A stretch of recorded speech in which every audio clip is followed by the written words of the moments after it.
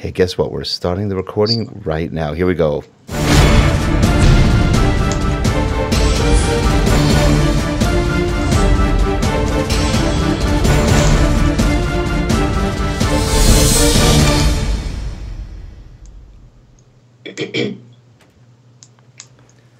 Hello, everyone. I'm Rick Zanotti, and this is eLearnChat. June. I keep wanting to say June. January 16th. It is episode, I think it's episode 82 or 83. It's one of those. Next to me is, where are you today? Some sort of bunker somewhere in Indiana? Yeah, I'm in an undisclosed location. No, northern Indiana, near the river. That is Dawn. Really big NASCAR track just up the road here. Yay. And that's Dawn Mahoney. Yeah. Hi, everybody. Dawn, you want to introduce our guest today? I'd love to introduce our guest today.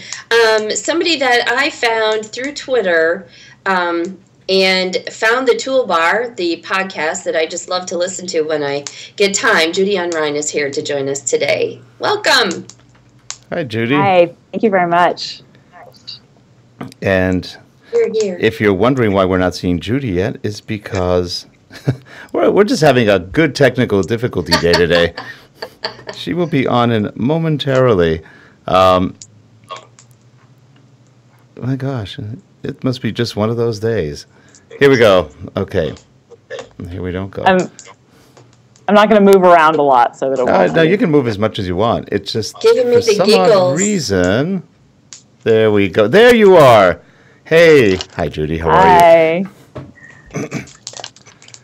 So, anyway, Judy, you wanted to talk about something interesting today. Now, you're a senior instructional designer with Nike.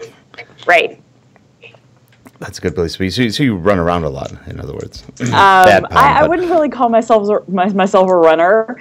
I'm probably no more than the average instructional designer. Anyway, around here, if you call yourself a runner, you better mean it. You better run, right? Yeah. But yeah, Nike is an awesome place to work. I love it. I'm about to celebrate 1 year here. And it's the first time I can remember that, at a year I haven't been just sort of like jonesing for, okay, what's that next position going to be? What's that next job going to be? Because I'm bored. It's not like that. I'm really very happy. Well, with that's what nice I do, when that happens. Awesome. Yeah, that's really nice when that happens, when things just Yeah. feel good. Are Yeah, you from totally. Oregon originally? I'm sorry? Are you from Oregon? No, I'm originally from Texas. Texas. But Oregon's my home now. From the heat to the cold, right? Well, yeah, definitely from the dry to the rain. So I knew I wouldn't have any pretty scenery to show you guys today, so I drew some happy little trees and sunshine, and that's probably the most sunshine I'll see today. Yeah. What's the temperature out there? It's around freezing, probably just above freezing, something like that. So I can't complain. We were about 35 this morning, which for Southern California is wrong. But that's kind of rude. It's really wrong. We're colder than New York right now, which is really bizarre. So yeah, it's getting kind of bizarre. So now today you wanted to talk about authoring tools, right? Sure. I mean, we can talk about that. Among other things. Whatever you...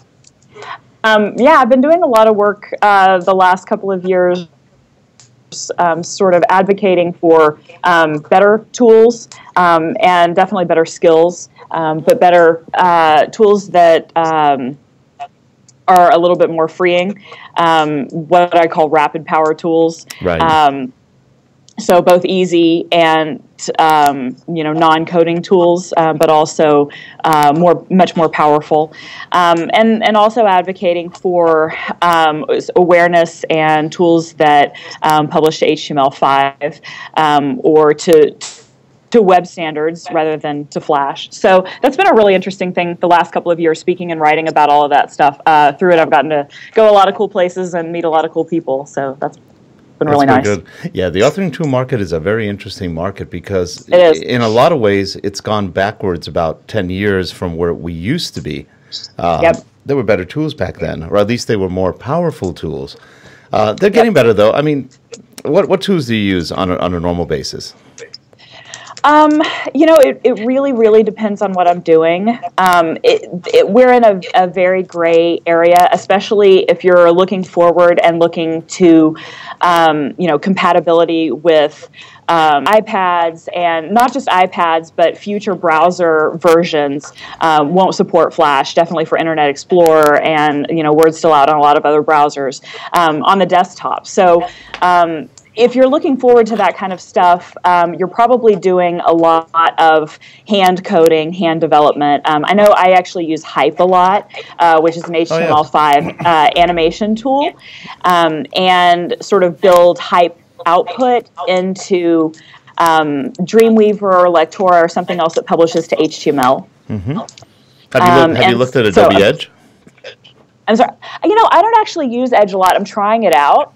But it's similar. Hype is one of those that came along in a finished form quite a bit earlier, and it uses JavaScript. It outputs to JavaScript, which I believe now I might be wrong here. I might be thinking about Animator or like Sencha Animator, but I believe those output to CSS3 and just use different animation methods. And what I found is that JavaScript animation methods tend to be a lot more foolproof across browsers, that it just works really well. Right. And that's something that I think that the industry is really looking for as a whole, something that just works. We don't really care about the underlying tech. We don't care about whether it's HTML5 or Flash. We want it to work, and we want it to work on all machines.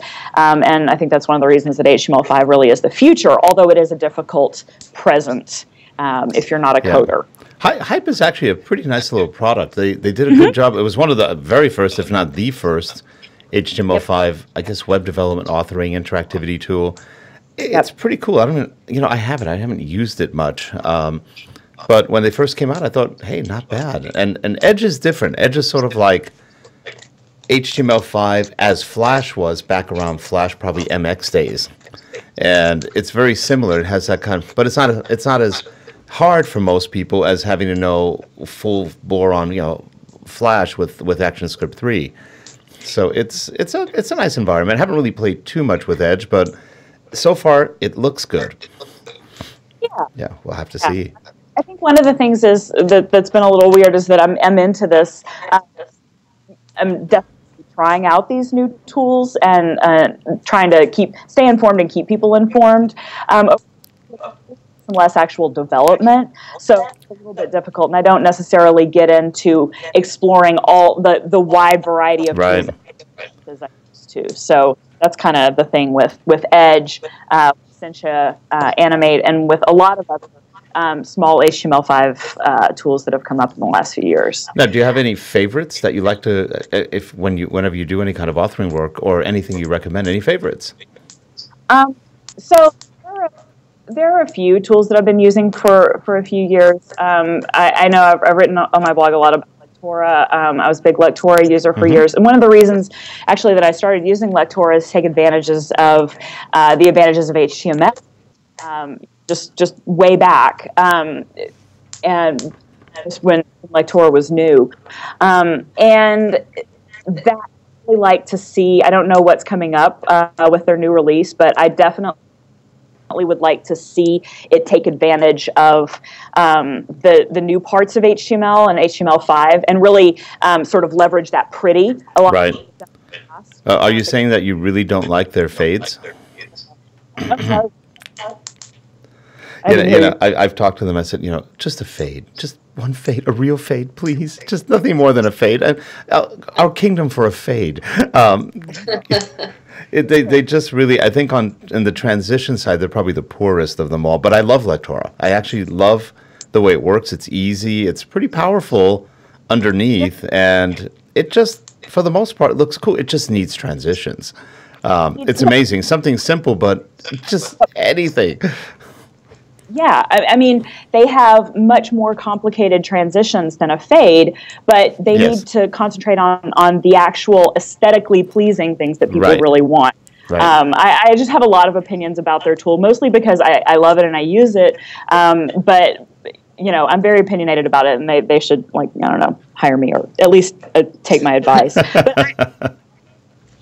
for it. I say go for it. As Lectora, no, I don't want them to hire me at all. But you heard it here first. No.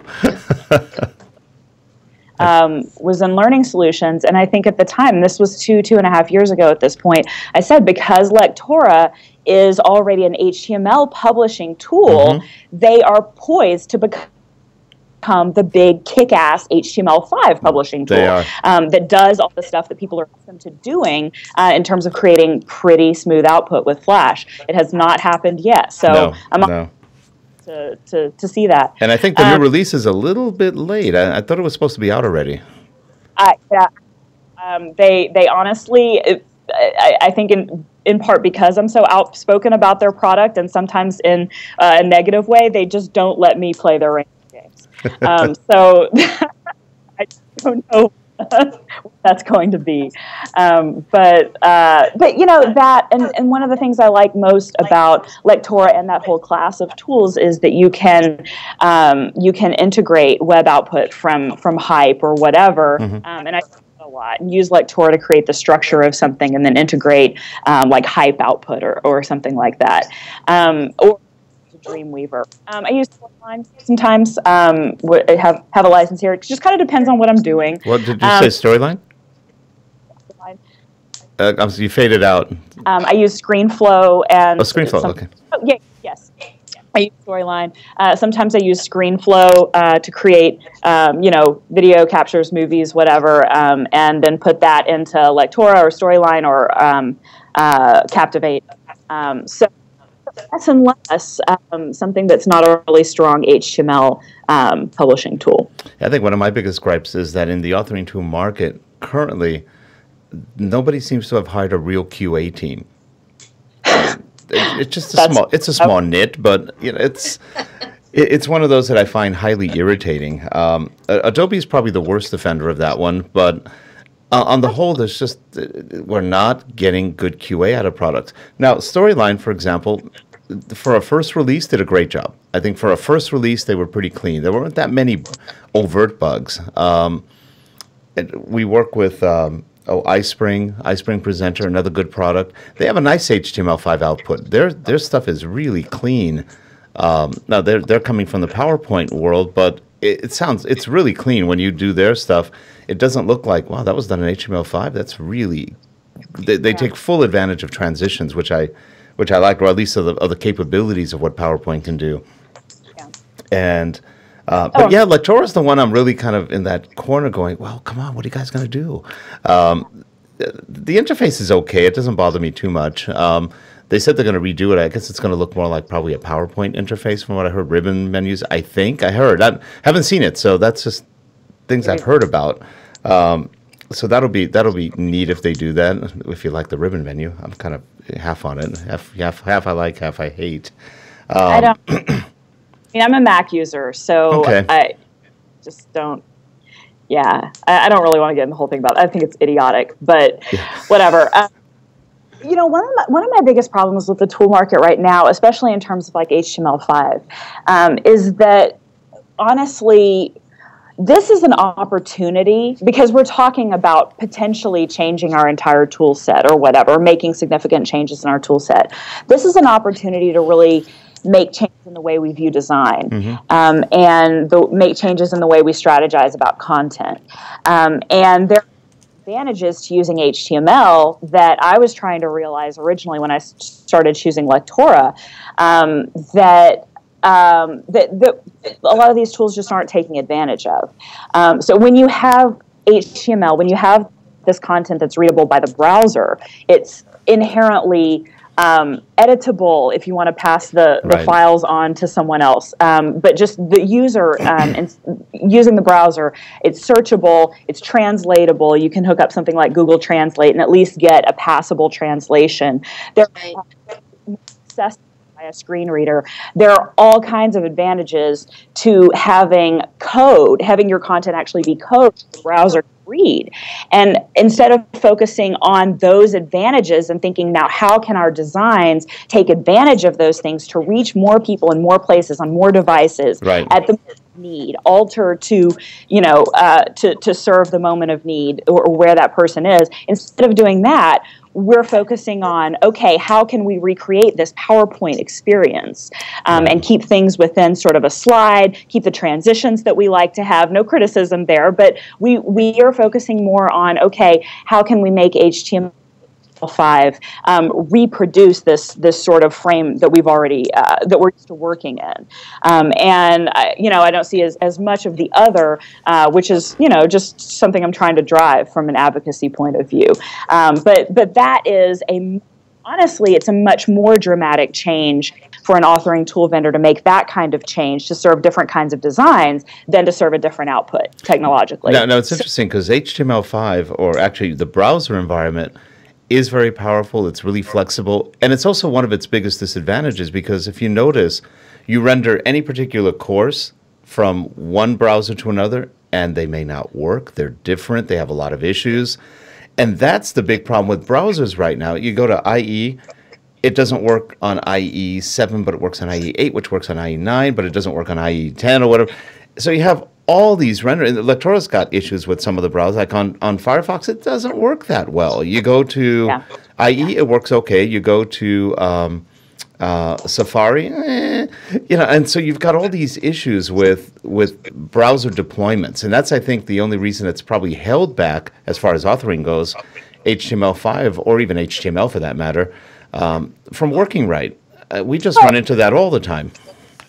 And the web world, the web design and development world is actively grappling with making things work, though. Yep. And what we are doing is we tend to be pretty dependent on these rapid authoring tools because for years we've been, gotten used to, okay, well, I don't have to code, which sometimes also then translates into or spills over into I don't have to have any design skills, unfortunately. But the design skills are, we certainly have to have. And I'm sorry, my screen. There we go. Well, do you remember there was a Dilbert cartoon, which I'll never forget. This is actually right about the time, 95, when we got really into full-bore multimedia development. And it was a great cartoon. It was something like Dilbert comes in and goes, yep, I need a new career. And he walks out the screen. And then he comes back in a bathrobe going, 4 hours later, I'm now a professional multimedia designer. And that was the end of it. And you go, yeah, that's about right. And so design is not really that good anymore. And I don't know, it's an excuse to a certain point, but everybody says, well, we're putting everything on the instructional designer. And to a point, that's true. There aren't authors as many as there used to be, where you had actually somebody who was an author, or you could call them a developer or a programmer. You don't find that much anymore. Now you're getting a lot of people who really don't have a lot of technical background or design skills being forced to design and to do coding and develop. So, of course, the result's going to be probably mediocre at best and occasionally good and occasionally bad. Yeah. So. I run into in my environment, we elevate the roles of subject matter experts because everybody's got PowerPoint, Microsoft Office, right? So we constantly struggle with who's owning the content and who's owning the design, and they want to be the ones doing design. So that's always the dance I'm running into. I don't know if you get that where you are, Judy, but that's the struggle I have.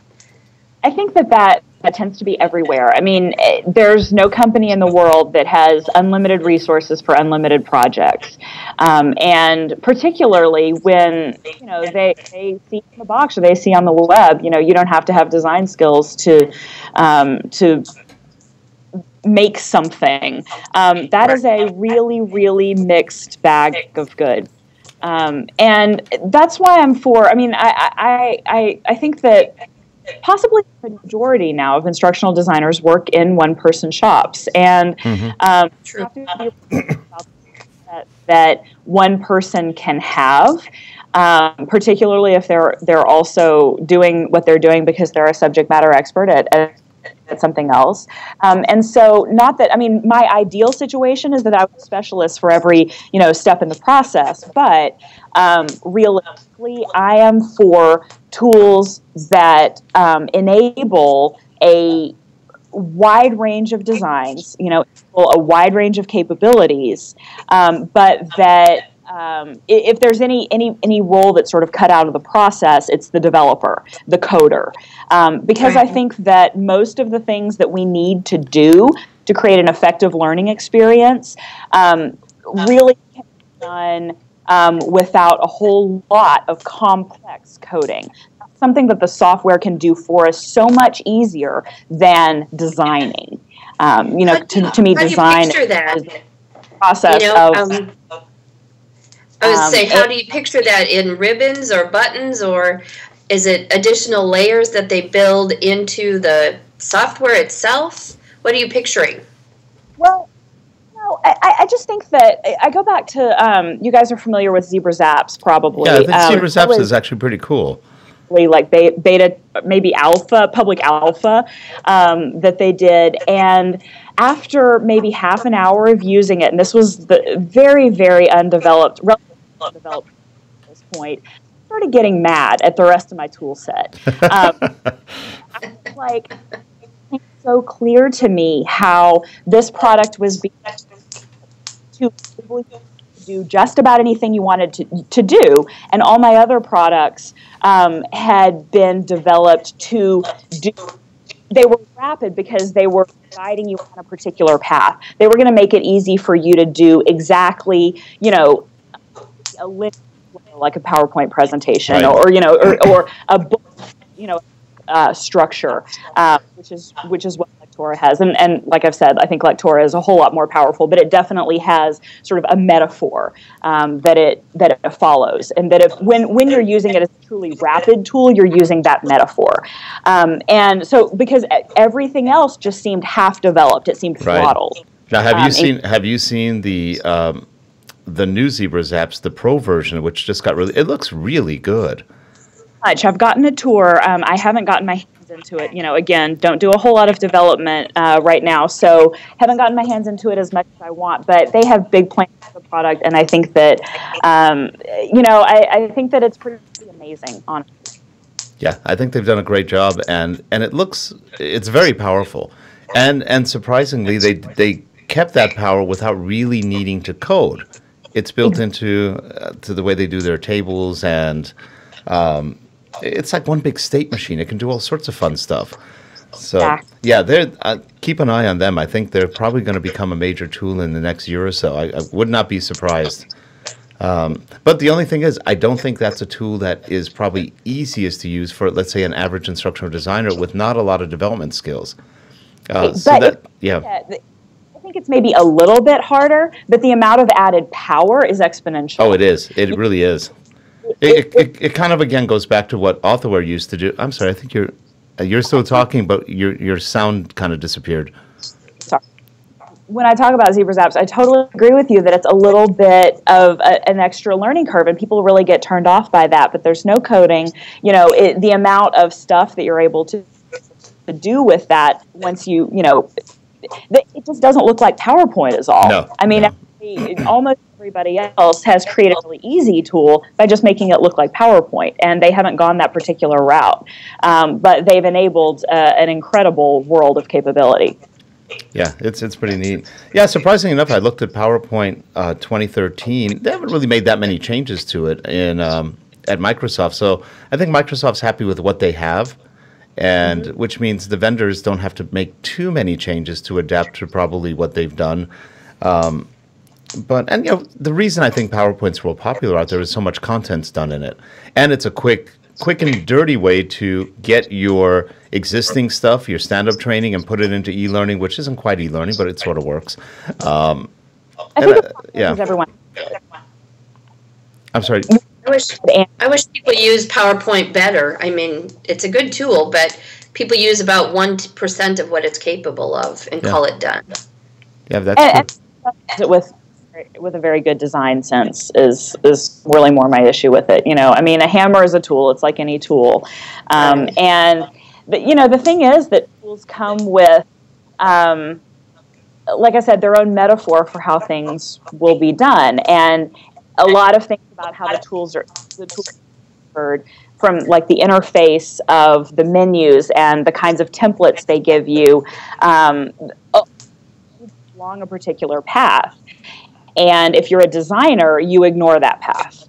But that to me is really the difference between having a designer in the mix or somebody who's thinking like a designer. I don't care what your job title is, or just having, you know, who knows the topic well, or something along those lines. Again, I don't want to get using the job titles of designer versus subject matter expert, but somebody who's thinking like a designer will ignore that path and try to solve the problem. And how we lost you, Judy? No, she's not saying anything. No, yeah. Oh. I know it's weird. I paused for effect. Oh, okay. And of course, I'm watching the delay because I'm on the chat window. But back to my question: do you, when you like the wireframe setup that Zebra's apps and so forth? So you want the flexibility to infuse those additional aspects as needed when you mentioned screen reading and so forth. That it should be inherent instead of having another tool to do it. And I think that, honestly, that's a limitation even with Zebra's apps, although I think it's hugely capable within that sort of screen-based, stage-based presentation. It has not, it's not, at least yet, machine and browser readable. Although I think they've said publicly that they are working toward that, and actually seen videos of Zebra's apps output working on iPad. So I know that they're working toward that. Right. Still, it's thinking of the screen in terms of a stage, and I think it's somewhat limiting. Still, though, if it's machine readable, that will be a big step up, and certainly for a tool that's so powerful and enables so many cool kinds of things. Yeah, one of the things that I noticed with a lot of the development companies right now is there's not a lot of, let's call it congruence or a lot of cohesiveness in feature sets. We're throwing a lot of features out that may or may not even be useful. They're just putting stuff out there. Well, how does that integrate with anything? No, it doesn't, but it looks cool, doesn't it? So we're I don't know. I think we're kind of at a crossroads of what a good tool is, what a bad tool is, and what to do with things. But it's an interesting market. I think it has actually gone down literally over the last probably, I'd say 13 years. And it's starting to come back up slowly, but it is coming back up, and I think we're getting tools that are a little bit more productive, but we're not getting a lot of good production processes out of a lot of the tools. In other words, it takes a damn long time to make something sometimes if you want to do it right, because the tools don't have a lot of the features to make your production fast. They assume you're one person, you're going to work on one program for the next 6 months, and hey, have fun. Well, okay, there's some who do that, but a lot of us have to kick it out quickly, and it has to look good. So, you're always dealing with that. How do you get a fast turnaround with something that doesn't have the production capabilities yet? So that's just one of the pain factors that we all go through. And then, of course, to be able to integrate multiple tools easily as well, that they would talk to each other better. Yeah, integration would be nice.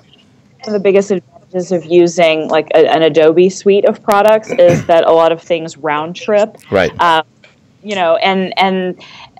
we really don't see that in the e-learning market this well. And certainly you don't even see that for the most part with Captivate Adobe products, because Captivate is sort of this whole separate thing in a lot of ways. But yeah, I just don't see it yet. It's like, and I know certainly a lot of tool vendors have kind of a suite availability of products, but generally they're not very good. They aren't the ones that I would pick anyway, or something along those lines. On the other hand, when I do something like if I am building a course, doing a course structure in Dreamweaver, like Torah, or basically anything that can import a code. But then I'm building the whole thing in Hype. Well, publish it in Hype, I can just replace the code. I don't have to republish in my core structure authoring tool. So that's actually one of the advantages, workflow advantages that I've realized out of working with HTML5 workflow, is that you have more ability to just simply swap out the assets that you're working on. It takes a little bit of know-how of the structure of the assets and whatever, but not incredibly hard. Yeah, that's true. Now, are you folks a Mac shop over there? You are a Mac shop for the most part. Yeah, I'm running VMware, so I still can run like Storyline or Lectora. Yep. But yeah, as much as possible, I like to stick to Mac software. Obviously, running 2 operating systems decreases system performance, and things just have always worked better for me on the Mac side. And and also the tools are cheaper. Once you go to tools, you don't have this big, oh my God, what are we going to buy? Are we going to spend like $1,500 on an authoring tool? Hype is $50. I know. And Mac to run it on. Okay. Yeah. For less than Yeah, I still have one big gripe with Windows on the whole. I'm on Windows 8 now at the office, and I like it. It's okay. It's fast, finally, in a lot of ways. I still think text rendering is ugly on it. If you look, I have an iMac, and I've got and I go, God, why does the Mac look so much better on text? It really does. Had it figured out long ago. Yeah. Yeah. It puts up the dots differently. Yeah, renders text differently. Safari has anti-alias text for a long time, and Internet Explorer doesn't. So it's just one of those things that, when you're developing, web-based e-learning, or developing web content, you need to act like a web developer and test on multiple and stuff like that. Right. Definitely, I think looking at text in certain browsers is one of the big downsides of creating HTML-based content instead of Flash. You're totally right there. It's like through a period. Hey, Judy, hold on a second. Judy, you're just cutting out a lot. Hold on. Everybody must be showing up at work right now. Well, maybe. Because all of a sudden it's cutting out more. Yeah, they're commenting in the chat about it too. I thought it was just me being in a hotel room, but cutting in and out. No, I think something's going on in the conference room or whatever. But every so often, like some of the words just disappear. Bye. Just drop. You're being censored. No. That's one of the authoring tool vendors knows what you're saying, and you're being cut out right now as you speak. That's right. We're dogging. I was presenting on this rapid authoring tools idea and literally lining tools up next to each other and comparing them in terms of ease of use and power to do the things that I wanted to do at a conference. Maybe it was Learning Solutions last year. I think it was Learning Solutions. And the Expo Hall. And there were a lot of interested vendors crowding around. I was like, I need a security out of here. Yeah, that is the nature of our industry, isn't it? And so, yeah, but we're talking about HTML5. So, but I gotta tell it like it is. I'm not here to make friends. Oh God, now I sound like I'm on a reality show. I'm not here to make friends. This is Survivor e-learning. We never claim here to pussyfoot around. No, not at all. I have no friends who have nothing to worry about. So if they were the after show, sometimes they'd really be scared. Hey, I was actually asked to take one of the after shows down for eMedia Chat because I guess it stepped on a couple of vendor toes. So you got to be careful out there sometimes. And vendors are very vindictive. You know how they are. Oh, I know. I mean, I don't want to. Well, I mentioned one earlier that doesn't like me very much. I've had my comments removed from vendors' blogs. That's because truth hurts. It does. was. And, they have the right to do that, but that's just dirty. And it goes, I can think of nothing that proves what I'm saying is right more than a company just removing comments from their blog rather than answering your concerns publicly. Yep. I agree. That's giving up. That's saying, yeah, you're right. I don't want to be really dirty about it, but, I just think that a lot of people are really lying, truthfully, and I'm going to say that. And we won't even get into LMS worlds. No. Oh, right. No, let's not go there. Let's not go there. We're embarking upon a redo and re-overhaul in March. I'm just dreading it. Well, you know what LMS stands for, right? Lost my students. What'd you say? Lost my students. They're gone. My theory is there is no good LMS, so we'll see. I thought you said that about men. We're all stuck Wait a minute, Don. I thought you said that about men last week. There are no men. Yeah, that's another issue, but we won't go there. So, changing subjects, for Judy, the question from Kevin Thorne is, so what's the big, in capital letters, lie authoring tools lie about across the board? Oh, my God. Can I answer that for you? Please. No. That they work. 3 words. That they work. And I think the other one is that they're browser agnostic. Yeah, that's a real big one. They're not.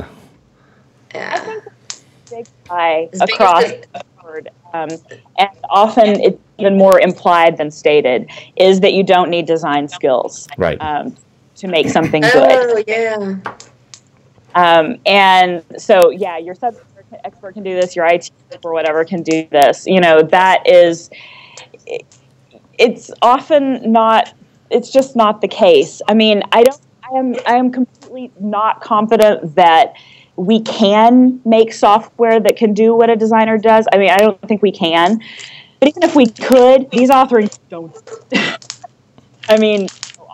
A 10-pack of templates, graphic design templates or whatever, that's not a substitute for design. In fact, it's a substitute for graphic design. Most of them are ugly as sin. Right. So, I that is the big lie.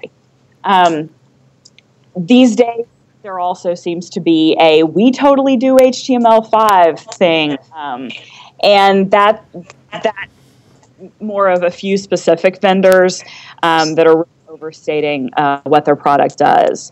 And even if it's not lying, there's an element of sort of missing the point there. That, like I said, maybe you publish as well. Yeah, and by the way, here's another test you can do with any of your authoring tool vendors. Ask them, do you support HTML6? And they'll all go, oh yeah, we've got that in the works. Really? Okay, good. So, you can tell how much BS is out there by what, and by the way, that I'm not going to say who the vendor was, but they actually said, yeah, we support HTML6 fully. So, you also have the sales issue. Yeah, you've got a sales issue sometimes. One of the comments in the chat room is that another lie is that it makes designing e-learning easy. Right. And the reality is it may make development easy, but not necessarily design. Right. Yes, completely agree. That's well-founded. I'd love to think also outside of the definition of e-learning as a course.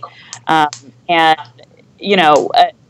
again, I'd love to see authoring tool vendors do that too, because I don't think that you're really doing design until you're thinking about the structure of the solution. Mm-hmm. You woo-woo about the word design, but I take seriously what I do. And I just don't think that. I think that is one of the. I think that design is intention and not making assumptions that the solution has to be structured a way or look a certain way or anything like that. I try not to go into the process with those kinds of assumptions. Well, actually, one of my pet peeves, and I have raked quite a few vendors over the coals on this one, is that. And this is what the vendors themselves do, is I go, look, design is not a 6-point font that's gray on a light gray background. It's like, guys, let's talk design, accessibility. Training should be at least readable. It would be nice to actually be able to read what the heck they're putting on the screen. And this is this is a different problem. This is more of an ID problem. You don't need to write 800 words on one screen. It just tends not to really be very helpful. We had to convert a course recently from a big content manufacturer, and the pages literally scrolled in Flash, mind you. They scrolled about 4 pages worth of text. I was going, now who's this? We broke those into about 8 pages of actual content. It was horrible. Who's going to read that? And by the way, no voiceover. You're reading that.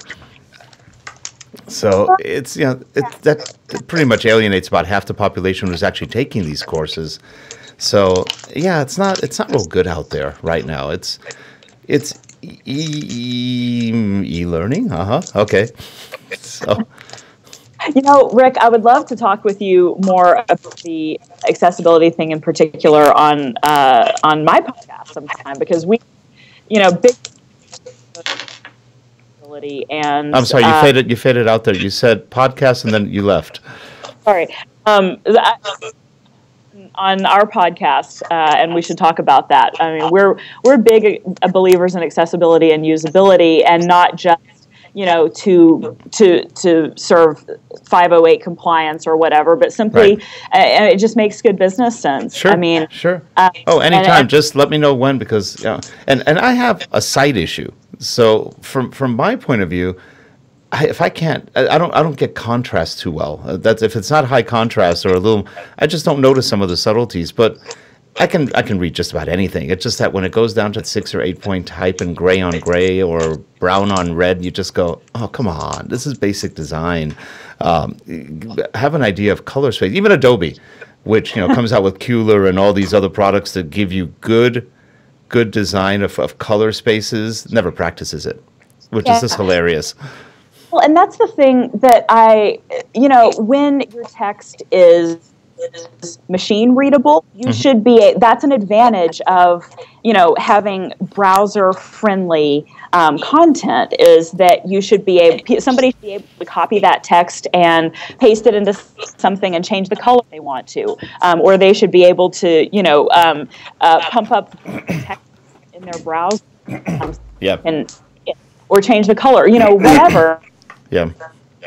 That's one of the benefits of or for that matter, translatability. Even if you're not going to localize your content for some reason, you work for a global corporation and you're not going to at least make it so that somebody can hit Google Translate, right. Get a idea of what's happening on screen.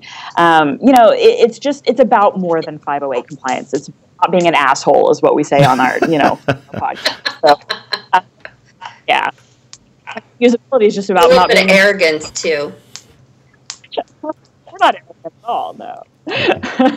That comment. Let's see. I think it's this one. That was a good one. Ooh, a sound effect. Judy earned a sound effect. Well, we could. So what they're saying, they're agreeing with everything in the chat room. Same ideas. Helping us design. The tools shouldn't be helping us explain better design. It should be there to get out of our way to be better designers. Right. And my thought is, why has design and develop been morphed into the same thing? And that's a tough one in my work environment. It's the excuse of budget. Yeah, and lack of staff. And lack of staff. Yep. I mean, everything comes down to money. The thing is that, and then we also have the influence of tools that say, oh, no, you can totally do that because it's easy. You don't have to really even be a designer or a developer. Just an SME can take this and make something out of it, something that's completely ineffective and sucks. But, it makes something. And again, there's a lot of debate over whether that should be the case. And me personally, I would love to be the designer, and I'd love to have a project manager, and I'd love to have developers and graphic designers who are separate, and a separate QA person. But the realistic scenario, even for me, is that that's not going to happen. And so if I have to take any part out of that, I think that let software do what it does. And help us code, help us enable a wide variety of things and not make designers code. But that's my bias. Lots of people just say no. You should just have separate people with their own tool sets and their own skills. And if those people can afford that in their cycles, then bully for them. That's great. Right. It doesn't happen that often anymore. Well, it really doesn't. It is almost 7 minutes to 9 right, and our I have time. To dash. She's going to get thrown out of her room in about a minute. So, I will, yes. Hey, Judy, you got to come back. We're only touching the tip of this iceberg right here, and there's a whole mess of other topics that you actually sent me. And I just thought authoring tools is a good one to bash on. That's always a fun one. Yeah, definitely. Podcast exchange too, and there's the eLearn podcast, there's our podcast, there's this one. We need to sort of do an exchange program and have people. That'd be fun. That's a great idea. Hey Judy, what is the URL for your podcast? So it's emergentradio.com, and it's called The Toolbar, because we mainly talk tools and stuff like this, and we drink. Yep, emergentradio.com and Toolbar. Just it's fun. I've listened to you guys. You guys are fun. So I enjoy it. Good when stuff. I'm working at home at night, sometimes I turn you on. It's fun. Well, I have to go. I'm going to say goodbye. Thank you so much. All right. Well, Judy, you have a great one, and we'll see you next time. I'm sure you're going to be back on soon. If you want to come back on soon, we won't be presumptuous, but we hope you can come back soon. Love to. This was a blast. Thanks. All right, guys. Take care, and bye-bye. For all you guys in the chat room, we will see you next week. And we'll also see you next week if you're watching the recording. Have a good one, everyone. Take care.